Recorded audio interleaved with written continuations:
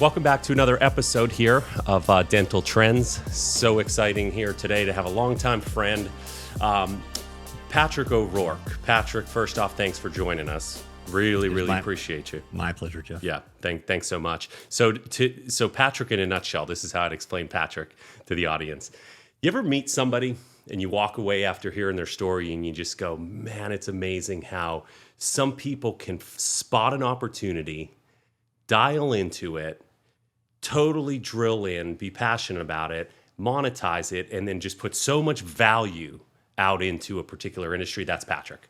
And I've always been fascinated by how specific of a niche he's gotten involved in, and I'm going to let him unpack that shortly here. But as far as today's show, you're not going to want to miss it. Doesn't matter what kind of practice you're running out there, from insurance to fee for service, and frankly, I'm interested. I can't wait to hear what you have to say about that. I saw in your little note that even fee for service practices can benefit from what you're doing. So, sure. Patrick, start off and tell us about you. Where you born, school, that kind of thing.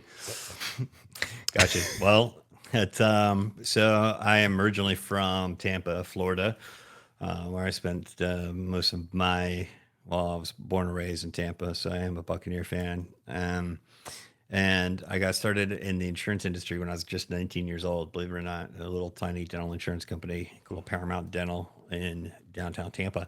And, I was like, people were like, how'd you get in dental insurance? And, well, I was working at the Performing Arts Center in downtown Tampa, which was great, by the way, most awesome job I've ever had, but didn't pay much, yeah, right? And so, getting 10th Row Orchestra, though, for Broadway shows really helped with the theater girls.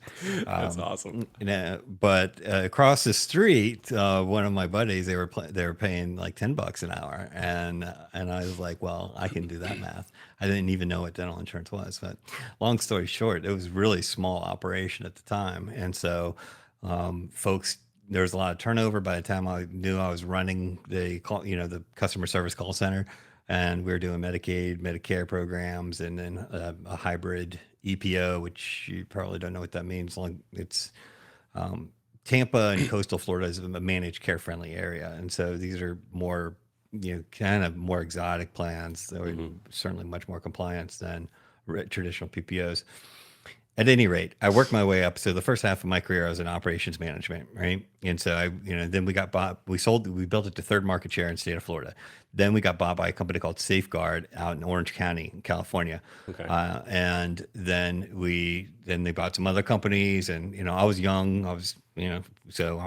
I'd fly to San Antonio, build a open up a training center for hire managers, train them, do whatever. But being a part of a smaller company, you understand how everything works, right? Not just your department, but how everything works, because it's all hands on deck. And so when I made the move, I wanted to move into sales, and all the sales guys were driving nicer cars and seemed to be having a lot more fun than me. Yeah. And they were like, well, Pat, you're doing a great job where you're at, At any rate, I was having a hard time. Then MetLife bought us. And then around the same time, and this is 2006, I decided to move to Atlanta, in the great state of Georgia, where we are right now. For a girl, and turned out we got married and had two wonderful kids, so that part worked out. And I started working at Humana, and I got into sales, right? But I'd latched on as a provider recruiter first to help build a network, because I can literally do anything within like whatever you want me to do, I could do.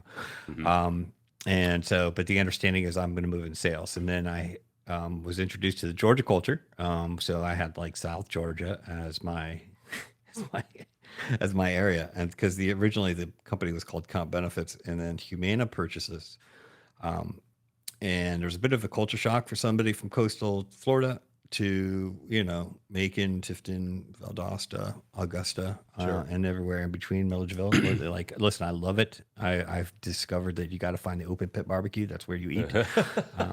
And I know why a war eagle is a war eagle, but don't say that if you see an elephant in the room. For anybody that's in the South knows exactly what I'm talking about. Wow. Never mind. I won't tell that joke. I'll see that one for another day. So at any rate, so I had basically I had like the worst territory, right? Then Humana bought us. Then everybody left. And then I was the only sales guy. And then my boss he left, and my boss's boss, and then it was me and Greg Dowling, who's like the executive vice president, right? And he's like, "All right, partner, are we going to be able to keep this thing together?" What? Who's from Texas? I'll never forget it. And I was like, "Yeah." So we ran it. So we kept Georgia going. Long story short, then I worked at Humana for several years doing large jumbo group sales. I think school systems, cities, counties, hospitals, stuff like that.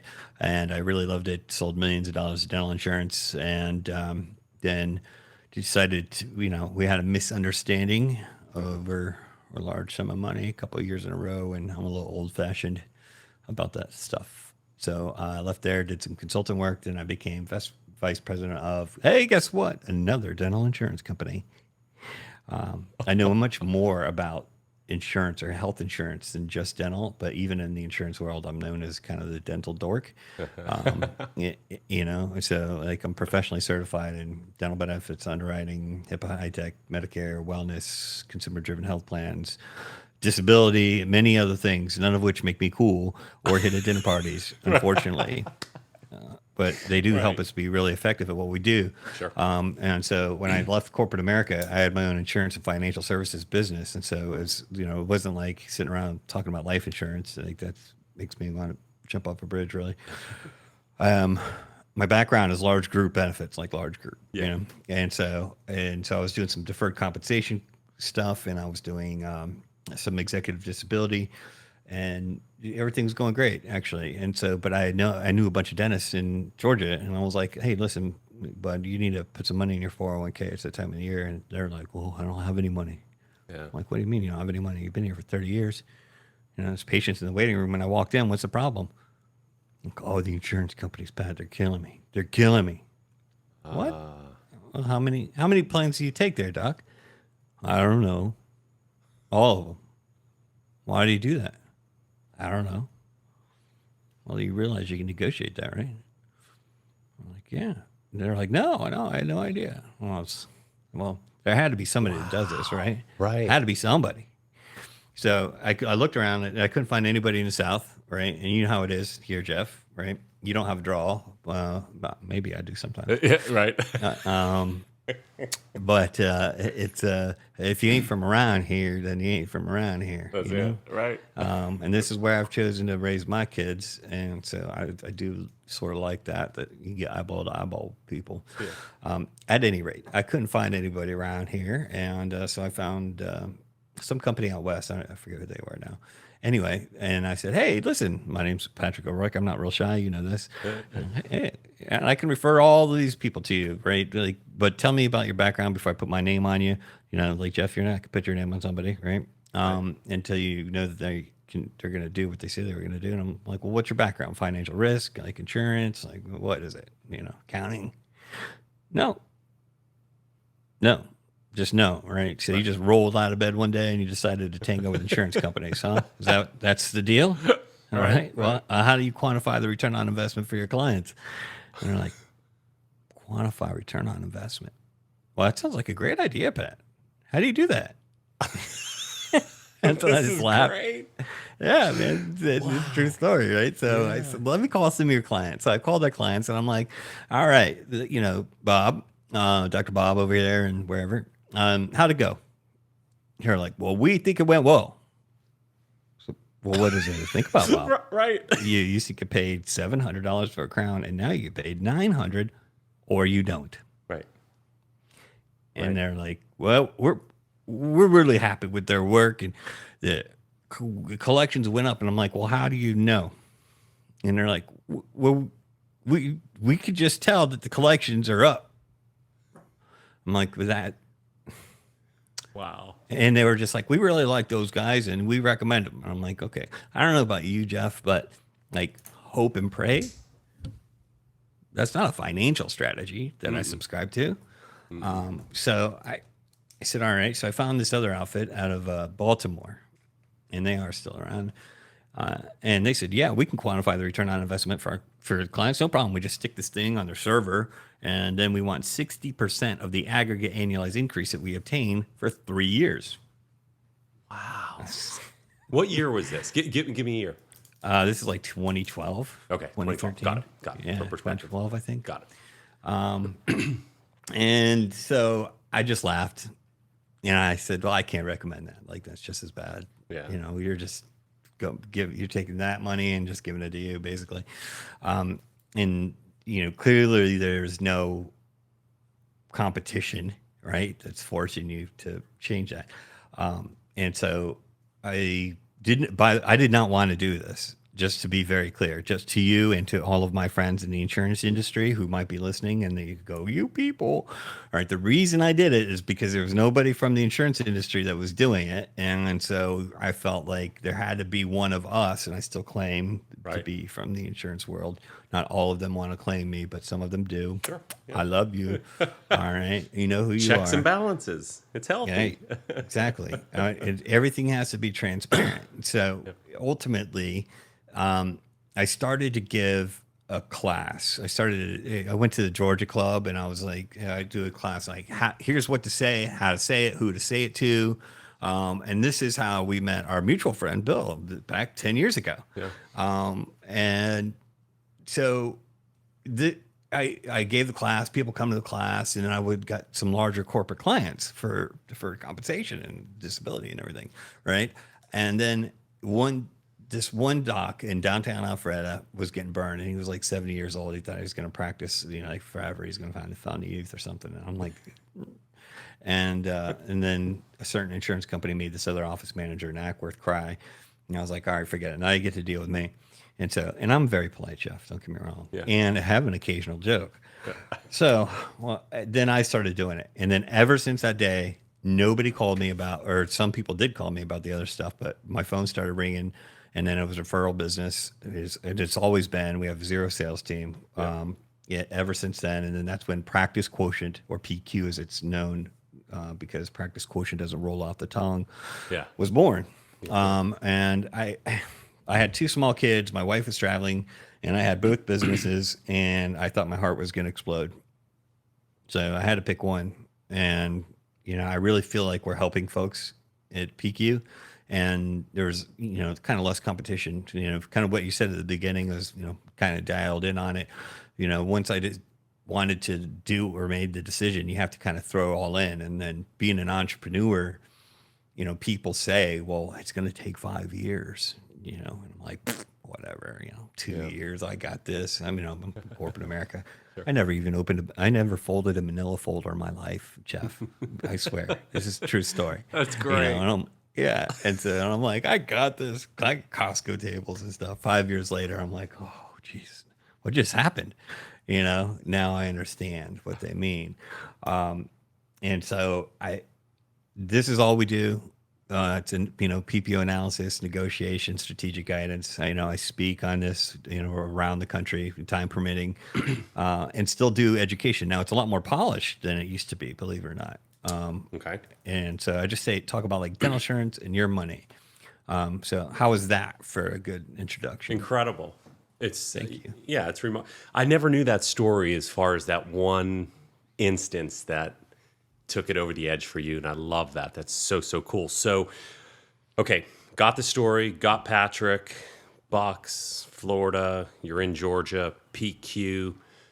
Let's talk about trends, and then I want to roll right from trends that you're seeing out there. I'm gonna segue right into a practice that can benefit from you, and then a practice that would not benefit from you. So let's start off with some trends. Tell us some things you're seeing out there in the insurance PPO analysis world. Okay. So I would say industry-wide, there is a movement. There's a lot of noise by multiple folks where I feel like I've almost taken a piece of my talk and ran with it. Okay. And so I'm flattered. You're welcome. Yeah, that's awesome. And where I talk about, listen, PPOs are just outsourced marketing costs, right? Okay. Which is true, right? Yep. And so not that all PPOs are bad. They're not all the devil. All right. And so I hear that. Yep. I hear that they're evil. I hear all kinds of stuff. They're not good or bad, really. So they're just business partners and they're just outsourced marketing costs. How much does it cost you that specific practice? And is it working for you, that specific practice? Fee schedules change, but also your treatment mix is going to decide whether that fee schedule is in your interest or not. Then it comes down to, I mean, really how I look at it, what I tell clients is this. Like, I want you to worry about three things. Number one is how much are you reimbursed specific to your practice? Okay. All right. And we're not looking at just your top 10 codes or top 20. So I'm from right on the underwriting world and financial world and in the insurance company world. And so it's very precise. So we're basically doing underwriting methodology in reverse, but specific to a practice versus a MSA like Atlanta or something. Okay. I digress. Number one is how much are you paid? Number two, how much discounting do you need to do in order to fill your schedule? Right? I don't know the answer to that. And there's no one size fits all solution. So what's your growth trajectory? We've had a client that was he was doing, 400,000. That was one of our smaller clients really. And, he wanted to be on one plan. He was happy. He's working 3.5 days a week. That was his deal. And he was a happy guy.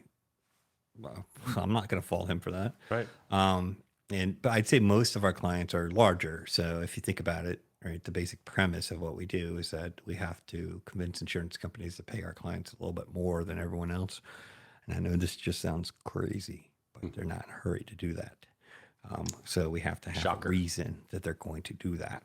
All right. So it's not just because I call, they don't really care. Right. So at any rate, the third thing that comes up, back to my three, is one, money. Two, how much discounting do you need to do? And number three, are they a good business partner for you? Right? And that can mean anything. So technically we're neutral. So let's say it's Jeff, you're the client, right? This could mean that Jeff, you're the doctor and they're making you do too many narratives. It's making you mad. Or they're systematically denying third molars, which will upset the oral surgeon community. Or they're driving your staff crazy. The bottom line is nobody gets up in the morning, get dressed, drive to work so they can sit on the phone with insert insurance company's name here for 2 hours just to get the wrong answer anyway. Right. And then they have to turn around with a big smile and be like, hi, welcome to Hopeck Family Dentistry. Right. It's so nice to see you. Oh, you have that insurance company? Right. Right. Got it. Right. I love it. And so that doesn't show up on the balance sheet, but it's still, it can affect, you're still paying for that person's time and it can affect your culture and in a small business, it works. And then if it leads to turnover, well, turnover is even really expensive. And so these are the things that we look at on a very basic level. But you really have to understand what the goals are for that client. Traditionally, there's been two schools of thought, right? Especially in the South, but in other places too. Not California, New York, Chicago, or coastal Florida. Okay. But everywhere else. But definitely in the South. We're fee for service only, and that's it. All right. This is what we do. We're only fee for service only. Yep. Now I classify fee for service only as 0 to 2 plans, but there definitely are some that are on 0. And then you have like the doc I was talking about earlier. They're on every single plan. They don't know why. They're getting crushed. And so there's what's right or wrong. Well, you can't sign up for everything. You'll get crushed. Okay. Just because of the network repricing that goes on. And I would talk about that in detail. But I can't see the audience. And so when I'm speaking live, I can see when their eyes glaze over, like I'm speaking Portuguese, and then I stop. That's great. I love topic. That. Yeah. And I'm like, oh, okay, I lost you. At any rate, listen to me now and believe me later, provider community. If you sign more than 14 contracts, you're going to be in a world of hurt and you will not know why. And then you'll get all mad at the insurance companies. But the fact is that you agreed to it. You're like, we are going to bend you over. And you were like, yes, I like to bend over. And you signed it. So for lack of a better term, it's a family show. Right. So I kept it family friendly. I love it. We appreciate it, brother. You're welcome. I have kids. Thanks. Oh, I love it. Oh yeah, I didn't even see. I wasn't even paying attention to that picture back there. Love it. All right, Yes. tell us about your kids. Got to now. Oh man. Well, they're 13 and 9. Boy or girl? I can't see it close enough. Yeah, I got a Boys boy and and a girl. Boy and a girl. And Okay. so, yeah, Got it. he looks like me and acts like my wife, and my daughter looks like my wife and acts just like me. Which is the better combination? I don't in your know. opinion? I don't know. I like both of my kids. I get a kick out of my little girl. Like she just doesn't take any shite Yeah. from anybody, Yeah. and good luck getting her to do anything she doesn't want to do. I don't know where she gets that from. No idea where she gets that Yeah. from. And but Dylan and I, it's basketball season now, so we've been training for basketball. And he's just a really good, sweet kid, and he's funny and a bit of a smart aleck too. I don't know where he gets that No from. clue where that comes from. And it's not just me either. Like my wife's type A as well, so She? it's just and we're Irish. We just Is she in the insurance world too? no, by chance? no, she's a realty. She's a real estate Oh, okay. agent. Not dental. Not O'Rourke insurance. Real Estate. If you are in Cherokee County, Georgia. Whoa, Whoa. very cool. I didn't know that. Okay, welcome, good. O'Rourke Real Stephanie. Estate. Love it. Hey, okay, something interesting just yesterday, actually. So it's so incredibly timely that we're having this talk today. This touches a little bit on your world, but I'm curious to hear your thoughts. So, okay, everybody knows this, that Google changed things around with their reviews, and that's not the end. It's in the beginning of a massive change. But what they did was, instead of showing the most recent review at the top, they're showing the most relevant. Okay, that's no surprise. We're surprised to see something from Yelp, and I'm going to get into what the meat of the question is, but I want to explain this. Yeah, so I need the everybody does. context. Yeah, so Yelp has now done the same thing. So they're not showing most recent, they're showing most relevant. So we look at a client yesterday, and I don't want to give too much detail about the office or the city, but I'm going to just tell you that they're north of $4 million practice. Okay, they're that practice that takes one or two. Okay, Good. so great practice. I was with them since day one, so it's been like 12, 13 years. Right. But That's why they're doing so awesome. Yep. Clearly. Yeah, right. The interesting part is that Yelp has taken reviews from a year ago, 3 in a row, that are big, long stories. They're not just one sentence, big, long stories. And what the practice is getting crushed on, it's the same thing for all 3 of these reviews. So they're 1-star reviews, and they say, I call and ask if they take my insurance. They tell me something, right? They tell me one thing, but then I end up getting a bill. I don't know an office that's explaining this the right way. And I know certain consultants out there are training like, hey, bring it all, just get them in and worry about it at the front desk. But it's clear that the front desks aren't handling it properly. So if I gave enough detail to explain the problem, I want you to just sort of comment on do you know a solution for that? What do the practices really do? So this is a good question. I tend to over-explain, so just bear with me. No, I love it. This is great. Their dental insurance plan design is not like Baskin Robbins with 32 flavors. Okay. There are quite literally thousands, tens of thousands of variations, right? Okay. So when I was doing large and jumbo group sales, your sales cycle, by the way, is long. And so I could go 2 years and not sell the same plan design. I could customize anything. And so, you can move endo from one place to another. You can do this. And so now you have different network tiers.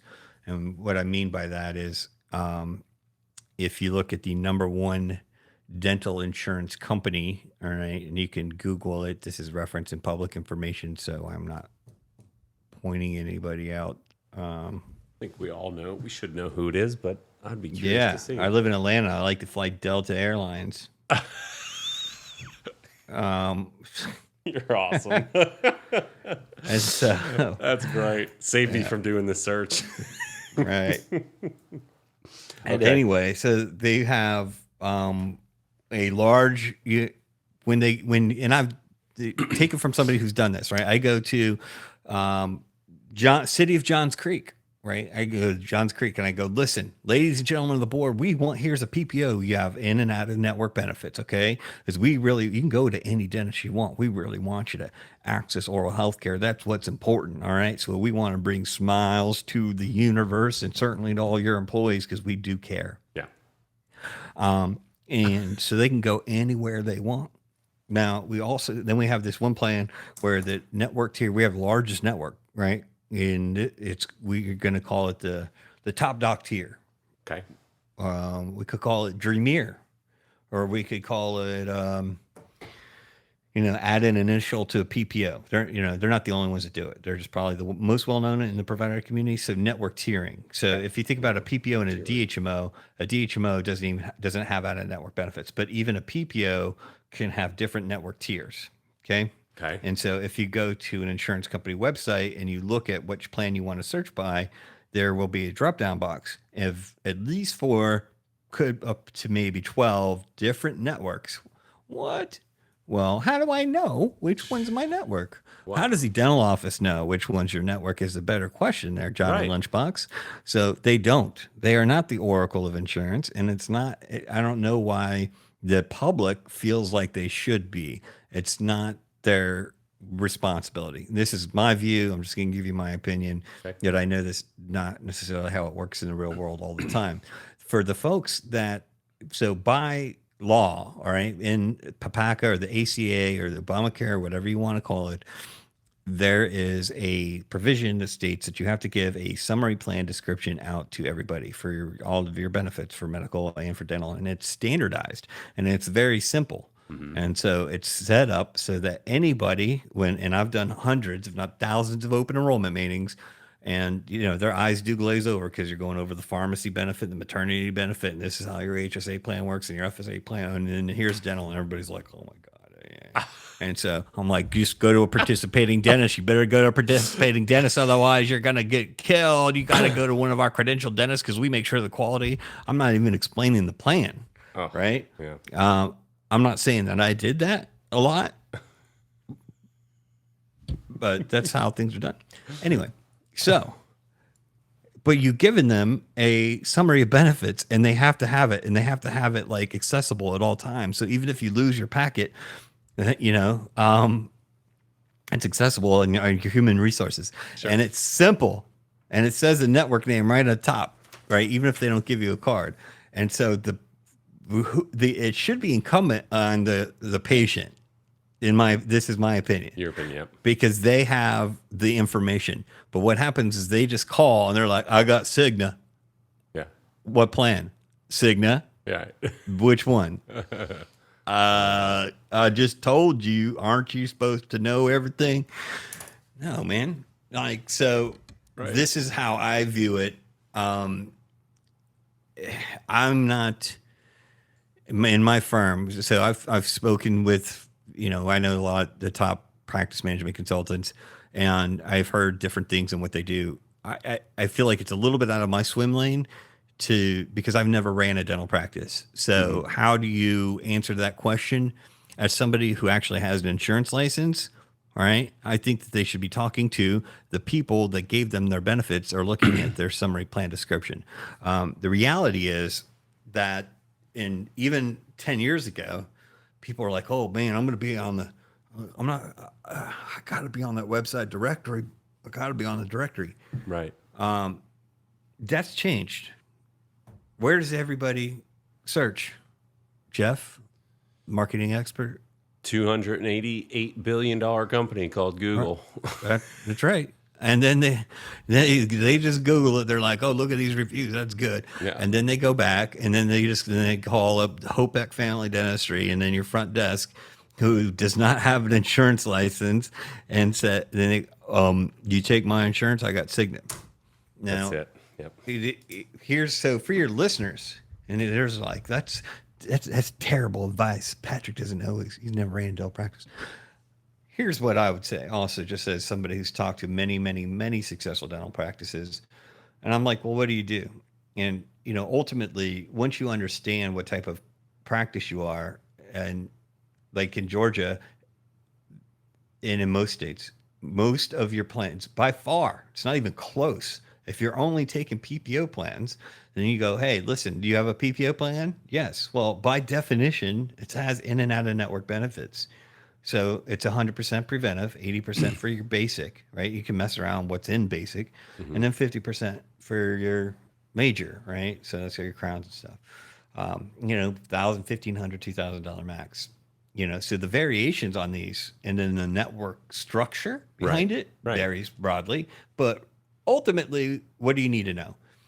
You got a $1,500 max. Your coinsurance is 20%, right? In or out. This is what I would say. I think it's interesting. I haven't heard that, though, that they're pulling that up. I would encourage, my knee jerk too is encourage this show, like the advice that I just had, and go, listen, Mr. Reviewer, sir, next time you call, if you have your summary plan description that your employer provides to you, we will be happy to articulate all of the specifics of that. Great nugget. Something like that. I could come up with some other stuff, but okay, we would love that. We would love those. What you're hearing, what you're seeing, even what you're thinking. We love your opinion. We value your opinion greatly. I just made that up. It's why I wanted you on the show. Right. Fundamentally, and to put it to rest, and we'll move on. What happens is the caller says, do you take my insurance? So they have a certain expectation. Take my insurance is the question. So you don't really take an insurance is what it comes down to. So the office wants the caller to hear and understand what the office is saying, but the caller is only hearing, what they want to hear. It's like, do you take my plan? As long as you don't say no, every other answer you give, the caller takes it as a yes. So what the practice is, I know there's consultants out there that are teaching this. They're saying, we don't take your insurance, or we're not in network, but we'll file your insurance on your behalf. So the caller, and we know it because I literally started Shark Talk for this reason in 2016. And Shark Talk is listening and monitoring every single phone call. So we know that this has happened. Yeah, every single phone call with humans. We'll not say sharks. that. Yeah, we'll save that for another day. But we are hearing this. And we are hearing that no matter what answer you give, the patient is automatically just taking it as, oh, well, that pretty much means yes. But it doesn't mean yes. It means that we'll file on your behalf, but you still might get a bill for full or 80% or 79% or 97%. And the evidence lies here. The evidence is in the last 1 year trend of Google and Yelp and other platform reviews that are getting left after one visit to an office and having this insurance catastrophe. Because the bigger the consultants get, the more they teach this on the stages, the more the practices go back and sort of make their own version of it. And again, if we weren't listening to phone calls as many as we are, I wouldn't be as confident. But we are literally physically listening to them and explaining and giving insights to the calls, so we know that this is a trend out there. It's just so heartbreaking because now it's like you're a doc, you feel like you're crushing it, you're busy, you're back there, you're doing great work, just trusting that your desk is getting everybody booked properly. Mm-hmm. But oh my goodness, is it so? What do you think? So much different. The rough percentage, 1 in 10. Do we have disgruntled people?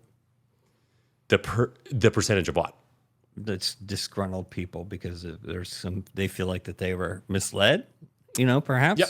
They feel misled because they didn't listen to the explanation. But I believe in my heart, they didn't truly understand it and didn't either didn't ask a follow-up question, or the calls are so rushed. Like the phone's ringing, the person's got to get to the next call. So it's like, okay, hurry up, get them booked, get them on the calendar, or they got to check somebody out. I mean, just think about what's happening at front desks. It's like, can be really chaotic. Yeah, God bless them. Sure. So, I so couldn't do it. what we're starting to do, just because of this recent trend of offices getting crushed, what we're putting together is video content now that explains this right from the doctor's mouth, the dentist's mouth. Right from it. And I'm going to send you an example. We're working on one in Noonan, Georgia. It'll be our first one, but it's going to have all sort of graphics in it, top to bottom, that's going to show A and B. Do you have dental insurance in network or out of network? And then it's just going to be a tree and branch, but done on video. And they're going to send it out after every single potential new patient that calls in, just to explain it. That's awesome. So we're going to see. So that, yeah. I'll let you know. Then I'll be interested to see like what the conversion ratio is. Yeah. Because I don't know if you wanted to put something in there that says, please look at your summary plan description that's provided by your employer and or your insurance company. But say that one more time. I'm actually noting it. The summary plan description. Right. The summary plan description. Okay. That it Critical. was provided by your employer or is enclosed in your individual plan policy. Okay. Now, will every single insurance, no matter what kind, what tier you explained, will the patient, no matter what brand they use for dental insurance, will they all get that thing right there, the summary plan description, no matter who it is? Or do some like purposely not send it or something like that? No. Okay. It's pretty clear. That's powerful. Okay. Yeah. So tell me a story when Patrick walked into a practice. Give me a before and after. What did the practice look like before they called you? Why did they call you? What brought them over the edge? You said you're mainly referrals, but tell us a little about that. And then tell us what happened after you worked with them for a little bit. 3 things. Okay. So, yeah, we are blessed to be 100% referral only, always have been. There's no sales team. We do very little marketing. I like to educate and help folks, Okay. Just like this. So, time permitting, of course. And so whoever referred you to us is somebody that cares about your money, right? Or it could be, I'd say most of our referrals these days come from current clients. And how did word spread, Jeff, from Georgia? I have no idea. Right. We have clients from Anchorage to LA to Miami to New York. We have clients in Idaho. I've never been to Idaho. I've never been to Alaska. Yeah, it's awesome. Great. And I'm like, well, Love it. we track it, but The dental conferences. Usually they're all getting together in different states at dental conferences and talking. It could be. Okay. But we're not there. I mean, I speak at different dental conferences. So, and we're endorsed by Amos. So we have a ton of oral surgeons too. That's cool. And some endodontists and specialists. And so we're definitely does get out. In the community, and I like it like that. I'm very direct with folks. I'm very plain spoken. Now, in Georgia, there's a little bit of a decorum, so you have to let them know. But like New Jersey, New York, they're like, all right, yeah, buddy, yeah, let's go. Okay, just keep it up. So anyway, so back to your question. I would say most of our clients come to us because they know that they are writing off too much money. They're losing too much money. They usually don't know how much, and then they call and they say, "Patrick, Jeff Opek referred me over to you." And usually there's some profanity about dental insurance companies and et cetera. Not always, but sometimes. And I just ask them, I'm like, okay, well, listen. So I do kind of a discovery, right? And very briefly. Now, sometimes we need to do a consult, but let's then assume that at Hopek Family Dentistry that you've been there, you're an established practice, you're on 10 plus contracts, and you're writing off $500,000 or more. Right? Okay. That's probably our standard, base hit client. Okay, great. And I'm like, all right, great. So here's what we're going to do. We are going to get involved. We're going to become your agent. All right. We're going to pull data out of your practice management software. It doesn't really matter what it is. Okay. And then we are going to build out our analytics here. Our analytics are for us, not for clients really. And it's just so that we can, when we go to the market, that we can look at the financials from many different ways, and we can then de-identify it so that we can articulate our position using numbers, which is the only thing that a lot of the folks in the finance department understand. So, well, I'm probably getting ahead of myself. So we say, all right, so HOPEC Family Dentistry did a client. We do a project launch call. We introduce our respective teams. We pull out the data. All right. And so then we are build out our platform. And then internally, we come up with a strategy. So in any state, there's probably 30 to 40 different networks. And these networks could be direct networks, regional networks, and then there's network leasing companies. Network leasing companies are also called umbrella companies by providers, which makes sense, which are not technically insurance companies. They could be owned by an insurance company, but they're not. They don't pay claims. They just build a network, they credential it, and then they lease it out to any of the payers that will give them a dollar. Typically, you're going to see 60 to 120 different payers of material relevance in any given state. It varies. That part varies broadly, but typically you're looking at 30 to 40 different networks. It could go down as little as 25. The network leasing companies vary broadly. How every payer is approaching their market and their market share in that area, it varies, and it varies by sometimes as much as a quarter, right? Every quarter they're reevaluating, but typically semi-annually. What our job is to do is that we have to say, okay, well, here's HOPEC dentistry. So I'm going to say, all right, Jeff, well, tell me what's awesome about you. Like what's your training? You're doing all on floors. You have like, what's your technology? Why are you leading to a better healthcare outcome? Essentially, why are you a badass? All right. If I'm the insurance company, explain to me why I'm going to pay you more, right? Are you going to keep my costs down? Like what's in it for me? Right. And so, by the way, insurance companies, this is what we do. So we're bringing this logical, information over to you to help you, Yeah. because typically our client, because he's already filled with profanity, rage, and some they're not happy with the insurance companies, so they don't really want to talk to them. So sometimes the insurance companies are like, well, let's just talk to Jeff. I'm like, Jeff really doesn't want to talk to you. Right. And so that's why he hired us. Anyway, I digress. So then we go out and we said, this is HOPEC Family Dentistry. This is why he is amazing. All right. This is it. So whatever we have, your story. Yeah. Right. And then I know this sounds crazy again, but they're not in a hurry to give you a raise. So whoever has you is going to dig in. Right. Then we're going to the market. And then the market, so you're on 10 plans, but there's some other ones that you're not on. And so maybe we want to add them, maybe we don't. I don't know. It just depends, right? And so it's very thorough, this approach.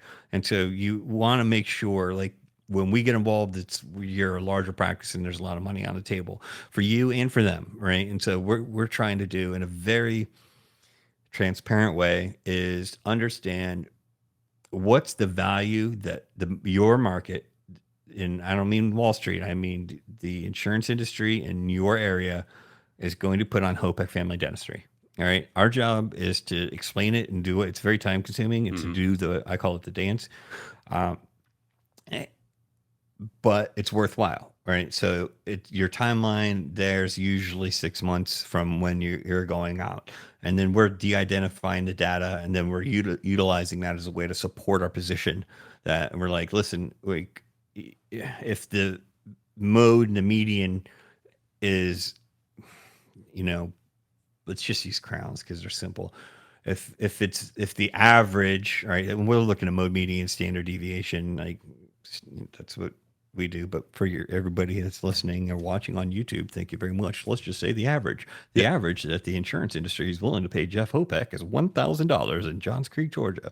If that's the average, well, hey, Chucklebutt Insurance Company, why are you paying them $650?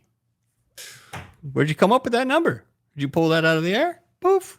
Huh? You just make that up? Wow. What's going on? And so because I'm from the industry, I can have that conversation too. Just like docs can talk peer to peer, some of them love talking to me because I won't waste your time, and my team won't either. All my team are professionally certified too, by the way. Yeah. Cool. And what we're trying to do is we're just trying to show that we're not being unfair to Chucklebutt Insurance Company right? But we do expect equitable treatment for Jeff. It's that simple, right? Simple. And then Chucklebutt is going to do whatever Chucklebutt's going to do, right? And so then we are going to say, and we come back to you, right? Now, this is all going on like kind of behind the scenes. Like our teams talk to each other somewhat, but there's a bit of a quiet period, right? And I used to tell people, I'm like, I promise we did not abscond to Mexico, all right, with your couple $1,000. Uh, that doesn't get us far, not these days. Anyway, then then we got to come. Now, it's safe to say that we do this for a living, and this is all we do. Then we come back to you and say, this is what we think you should do. All right. And this is short term and long term. Right. Okay. And but ever since COVID, and really this decade, things change faster. And so we may have to recalibrate your goals based on your goals because it depends.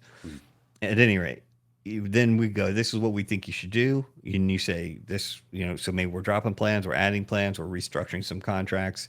We're adding maybe a good carrier that haven't been a part of. Yeah. That would be a better business partner. And then we're taking all of that. We're talking to your stakeholders too. So it's not just about the finances. It's not just about the finances, insurance companies, I promise. Yeah. Okay. It's also about do they need you? Do they respect you? And are you a good business partner?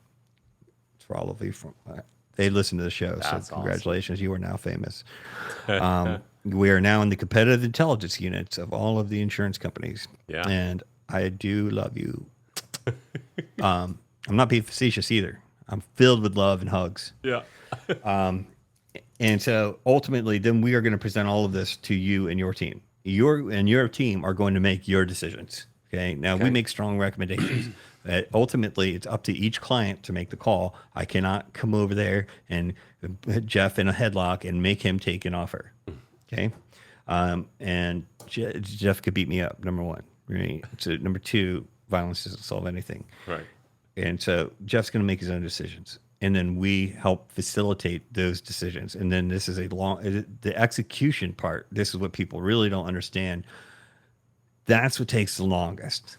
If you want to do it in a methodical manner and you want to do it in a way to minimize your turbulence, and turbulence is my polite word, a general word for claims disruption, patient disruption, staff disruption, most of all, really these days.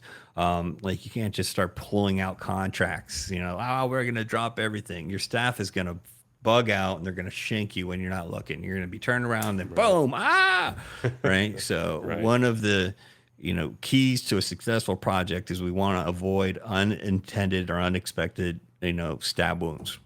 Okay. So just so you know, and nobody's been shanked yet.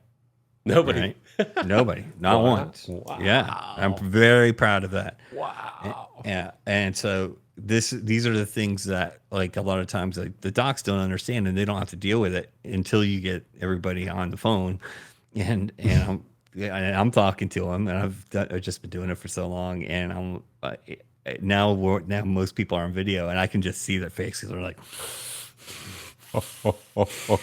and I'm like, see right there, right. Like she's thinking, where can I find a sharp object? That's what she's thinking right now, and I don't need her to come look for me either. So this is what we're gonna do. Yep. Then you get everybody on board with the why. All right. And then you have to move methodically. If you are on all of those contracts, then it took you a while to get in the mess. It's going to take a little while to unwind it. All right. And from a financial perspective, if I told you our batting average, you would not believe me and call me a liar. Let's just say it's financially worthwhile. And yes, we can quantify the return on investment. Exactly. Wow. Exactly. And that's why we get referrals, because that's what it's kind of like being Santa Claus sometimes. Yeah. Incredible. And we're not taking money out of the insurance industry's pocket, just so you know, we're being fair. Yeah. And then we're also, the key is you can't kick everybody's ass up to a high level. And it doesn't do any good to have the highest fee schedule in the world if they can't put patients in the chair. So if everybody goes up here, you can't leave the one insurance company that everybody hates that you don't like when just because they have a large market share in your area. Like, we only have one airport here in Atlanta, so you kind of get stuck flying. Right. You know what? All right. I love it. What's the biggest increase you ever had? You wouldn't believe me. Just on one carrier. Just take one carrier. Are you talking percentage increase? Or are you talking You can about give it to numbers? me. You can either one. You don't have to name the practice or anything. But did you ever come across a practice that was getting reimbursed $350 for a crown? I'm just making it up, and now they're getting, because of Patrick, now they're getting $750. Or like, what's the sort of spread there? What's the delta? What's the delta? Or the arbitrage? I can't wait. That's I am why we're dying to hear friends. this. That's good. This is the question I wanted to bring you on the show for right here. I'm appropriating that completely. In I fact, can't wait to hear this. I'm going to change the name of my show to "What's the Delta." What's your delta? I mean, in the business world, they talk about deltas. So I hear that. It's funny that you fly Delta. And it's funny that. What's the arbitrage? What's the biggest? Humor. I'm dying to know. So I really I don't want to set any expectations. Let's just say that we have certain clients that are staunch supporters of PQ, was what everybody calls us and or me. So there's a guy here in Georgia, and he is military, awesome guy. Thought I was full of crap, when I first met him. And he's like eyeballing me. And so ultimately he was a fee for service only practice. And this is important. In 2008, I'm old enough to know, all right, because I've been around, unfortunately. And the economy's going great, and everybody's building mausoleums to themselves. And they're like, we're free for service only. And then boom, the bottom fell out. Yep. Uh-oh. Gee, well, now what? Oh, that was bad. All right. And so a lot of fee for service only practices then had to take plans, but they didn't know how to do it. So then they ended up getting crushed. Yep. So this gentleman, and I think it's okay to use his name actually, Dr. John Muse. Dr. John Muse of Georgia Oral Surgery in Decatur, Georgia, Yep. Really became unhappy with his job.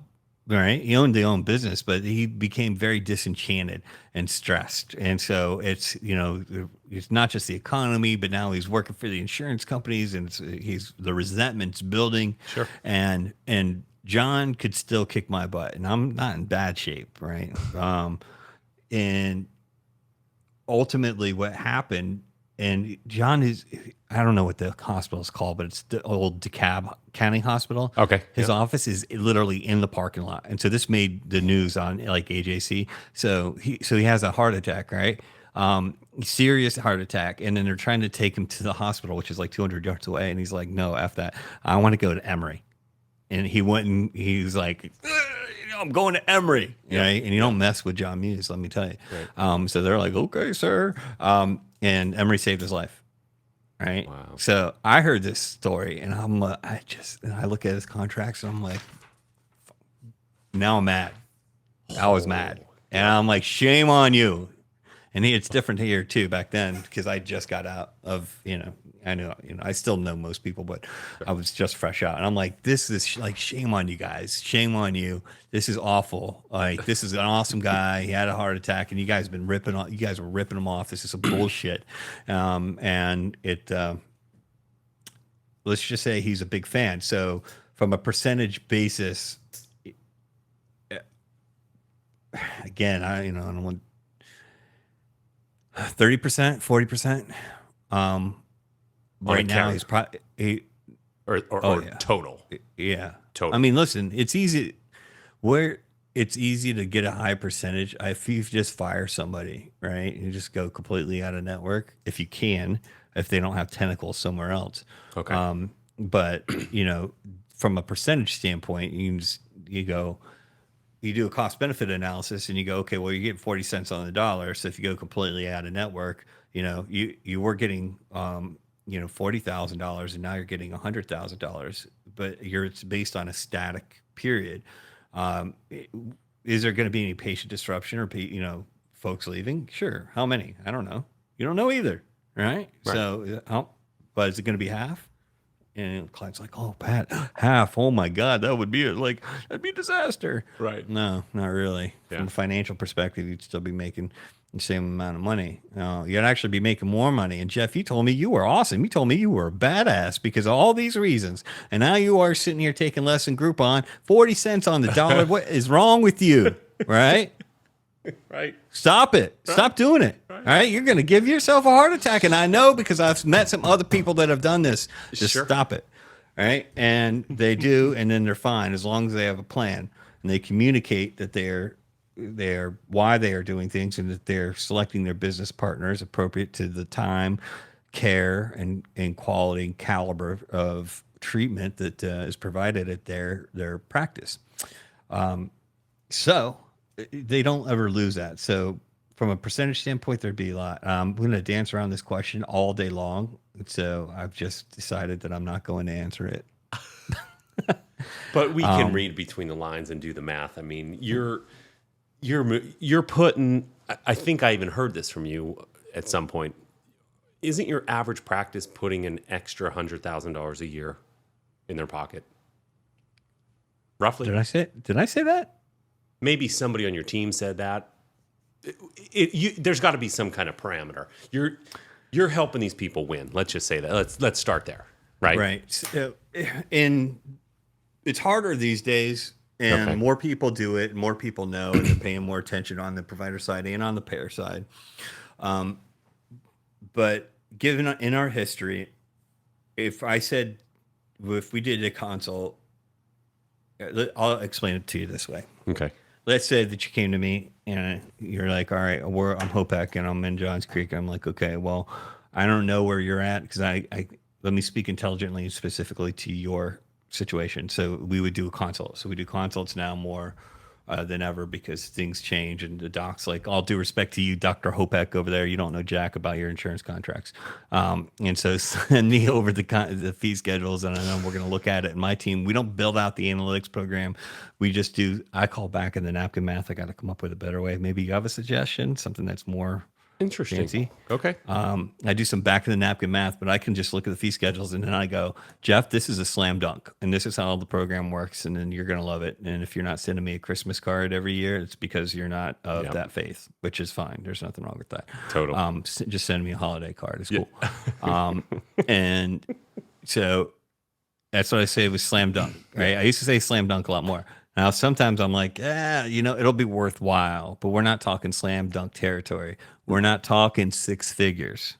Okay. That would be slam dunk territory. Got it. It would be worthwhile, but you're looking around maybe, 50, 60,000 a year, which is still, it's worthwhile, right? It's material, but it's not going to buy you a new BMW. Mm-hmm. And this happens still quite frequently. I'm like, you know what? Either your fee schedules are in a good place right now and just keep doing what you're doing. You don't need our help at all. You don't need professional services at all. Yeah. Or I'll feel like not right now. You shouldn't use your cash flow on services like ours right now. Yep. And I give the best guidance I can because we're all in this together. Small business owners really. And I give them the best advice I can. And then I say, call me back in 18 months. Now, this puzzles some folks, especially the New Yorkers. I hear this something. They're like, "What's the matter with you? You don't want to take my money?" And I'm like, "Well, yeah, I'd be happy to take your money, but I don't want to take your money and then have you be upset, right? Sure, because we weren't able to move the needle for you, because you are our marketing is our clients, essentially. Sure, and so just like the middle Yelp review." Makes me think that there's something sinister with that too. Like that's definitely like permeating my brain. Yeah. More to come on that too. There's more to come. The reviews world is crazy right now.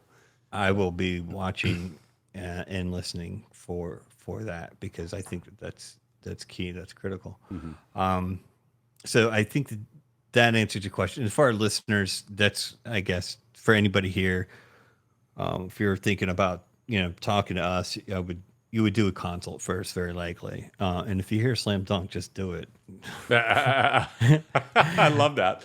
So my first nugget takeaway for the audience would be, if you're on plans, any plans right now, 1, 5, 10, 20, I would say, get them looked at. Sure. Right? Is that fair? Okay. Yeah. Now, if I want to get them looked at, I like Hopek Family Dentistry. Now, just for the audience, I'm not a dentist. but I like that name that you came up with. So if And I then your ever, mom would be even prouder of you if it was Dr. Hope. oh, there you go. I Yeah. love it. So no matter, okay, if you're on plans, get them evaluated. So how do they do that? They just go to your website. They just go to Practice Quotient. Yeah. Okay. Just submit a website inquiry and Submit it. Okay. put, how did you hear about us? And you say, Jeff Opek. Oh, that is even better. Cool. Now, what if, because I'm very, very interested to hear this answer from you. You mentioned way in the beginning, before we even pressed play to record, there are some fee for service practices that can benefit you. And I said, hold off, don't explain that. I want to hear that on the show. Talk us through that, and then we'll wrap up. Okay. So 20% of our clients are what we call fee for service only. Okay. Right. So that could be 0 to 2 plans, really. Like you could be on the high tier of, you could be on, I mean, listen, it's public knowledge, right? Looking around for my lawyers. They're not here. So let's call it Background noise.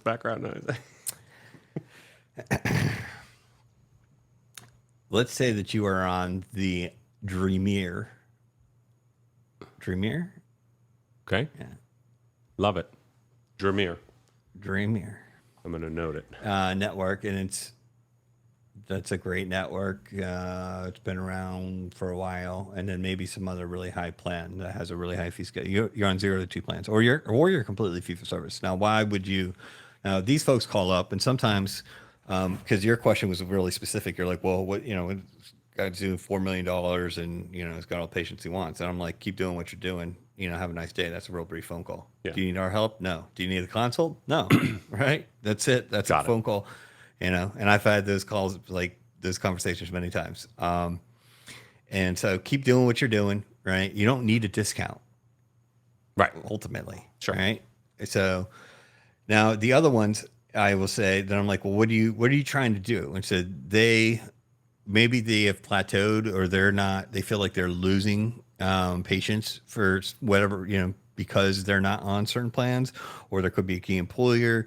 Okay. Or they have hired an associate and they don't want the associate sitting in the back playing fantasy football, Candy Crush, or twiddling their thumbs, right? It's hard to find associates, and so you want to keep them productive. Sure. It is very safe to assume that a professional like me it can get very, very favorable terms for an established fee-for-service only practice that has a reputation of excellence. Okay. And so then you go out and then you get really, the process is the same. Their goals are different, so it's just, instead of taking, they're right. If let's say that there's 0 to 20% discounted revenue from a PPO, you're not trying to make it 80%. You're going to cannibalize all your revenue, and then you're in a vicious cycle. Yeah. You're really, if it's a single practitioner, you're just trying to add a little, right? And so you're just trying to attract new patients, you're not trying to discount the ones that you already have. That's silly, right? You need to figure out the balance is, how do you find the best contract for a payer that's in your region that has a patient pool that you haven't tapped into for whatever reason. And so that's the balance of the fee for service only. Or they have an associate, and their associate, if you want to tailor your network strategy on a provider specific level and or on a location specific level, can you do that? Sure, as long as you know what you're doing. And obviously, I like to think we do. Sure. Professionals typically know. You need to understand the contracts. So some of them are entity based, some of them are tax ID based, some of them are MPI based, some of them follow the provider around. Some, there's different ones. I expect that we're going to get some more creativity Sure. Over the course of the next 18 to 24 months. And I like it. There's definitely some moves that have out there in different states that I'm like, that was good. I respect that. And so that's the fee for service only practice. I will say this though, when they call, and especially if it's a single, if it's just Hopek Family Dentistry and it's just you, Yeah. and you're not on any plans, I will. I'm very blunt. I go, Jeff, if you know that you do not want to take any other plans or any plans at all right now, right in your heart of hearts, I want you to think about it. Is I'm not even going to sign you up. You're gonna have to call me back, and I won't. I don't call anybody back. Sales were terrible at that. Yeah. Anyway, so I'm very direct. I say, Jeff, if you know that you do not want to take a plan, no matter how good that fee schedule is, then don't hire us. I'll save you a lot of money, right? Right. Because otherwise we're going to get all the way down the end of the road. We're going to tease my friends over the insurance world, and you're just going to sit on your hands. And I know this because I've done it multiple times. Yep. I've had docs that go, well, the PPO contract I thought it was going to be more than my full fee. No, it's not going to be more than your full fee. The whole point is that you're giving them a discount of some sort. Hysterical. Yes, sad clown funny. Wow. Yes, I've had that happen a couple times. So let me be again very clear. That does not happen because there's no reason for them to put you in network to pay you more money. They can just pay out of network claims at your full fee. Wow. Okay, great. Great. So, public service announcement. And if you're happy doing that, then listen, by all means, keep doing it. Yeah. Then don't jump into the PPO world because, by the way, your staff, you have to think about them too. So like the fee for service only staff, they're not used to dealing with the plans. And conversely, same thing with the other ones, right? Mm-hmm. And I think one of the bigger problems, this is a topic for another show, but like, how do you know this insurance coordinator knows what they're doing or talking about? Right. If I had $1 for every time I heard, well, I've been doing insurance for 20 years. I've been doing insurance for 20 years. I'm like, really, Betty? 20 years? Huh. I've been driving a car for 20 years too. Doesn't mean I can pull the transmission out and put it back in successfully. Oh, I love that one. What? Wow. 20 years. And you know what? Stuff has changed in 20 years too. Just think about your phone now. And then I go to the doc because I don't like to really, belabor the point. And I just go, look, Betty, Jeff, Dr. Hopek. I just don't say doctor, because it has to be respect peer to peer. I go, look, Betty and Jeff, here's the deal. Can you guys do this on your own? Yeah. Jeff, can you do this on your own?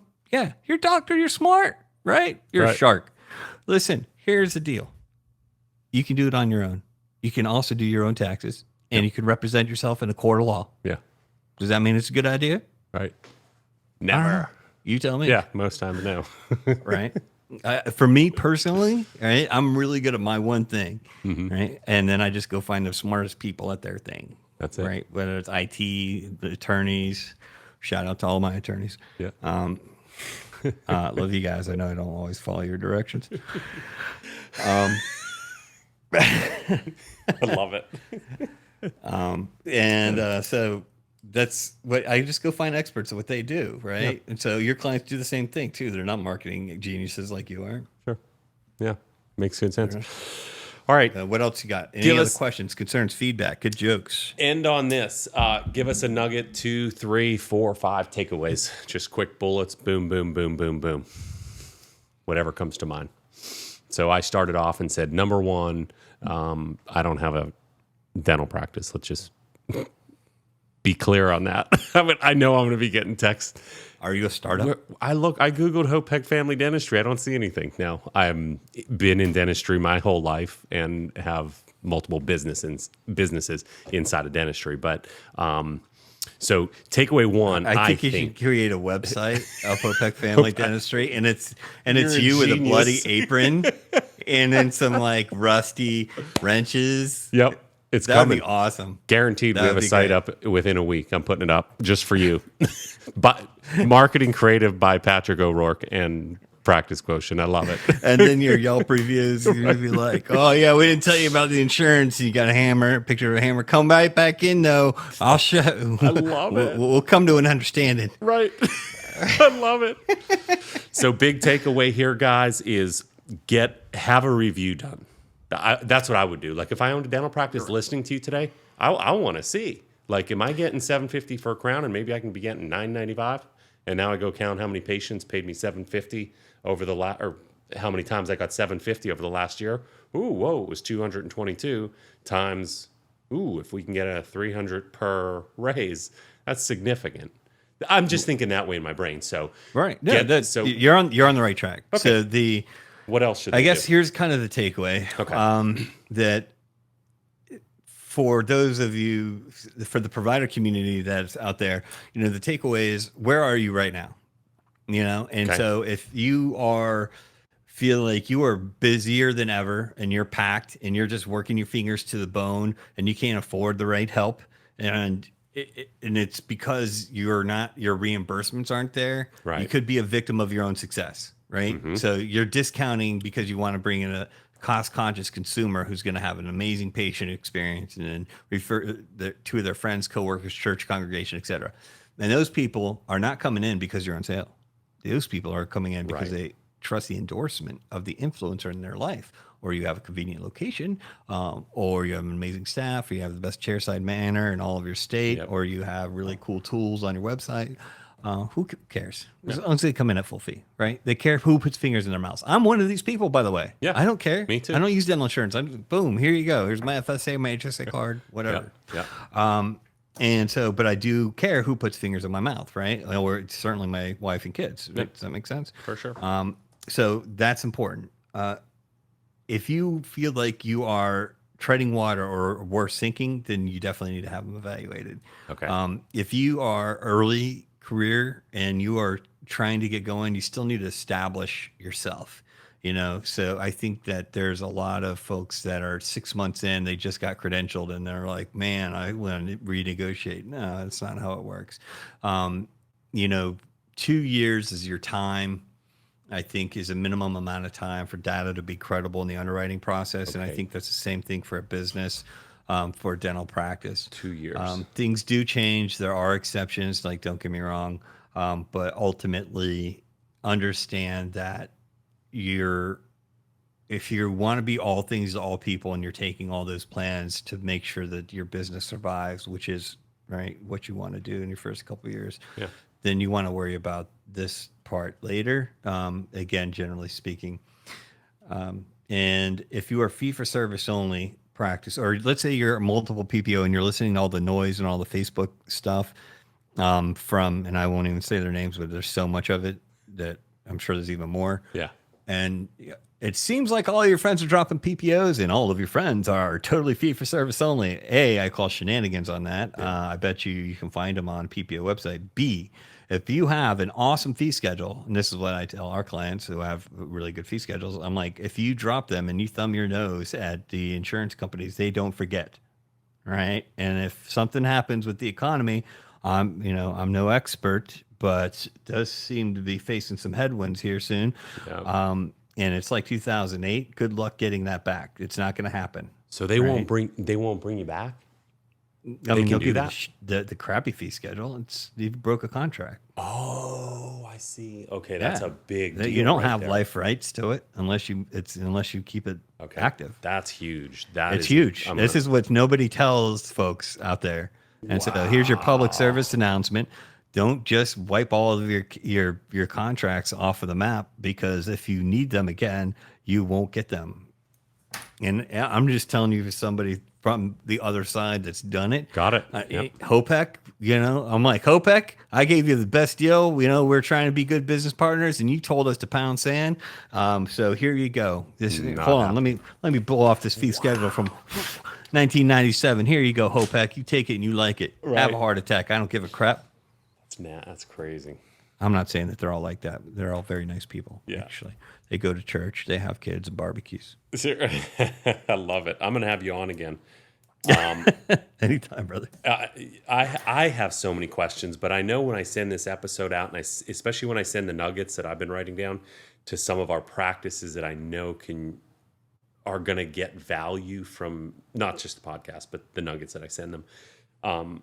They're going to have questions, and I don't know anything about it, and I don't want to know anything about it. So I'm going to, tell them to go to you. You could be cool. But I'm like going to me. have you back on with the questions that they all ask. Would you do that for us? Sure. Would you come back on? Awesome. Absolutely. Appreciate you. All right. We're done. My pleasure. I am really grateful for your time today, man. That was incredible. I learned so much. So thank you. And My pleasure. We will be in touch with you, Mr. Patrick. Yep. Thank you so much. Let me know. Okay. Thank you. So Take long. care. Yeah.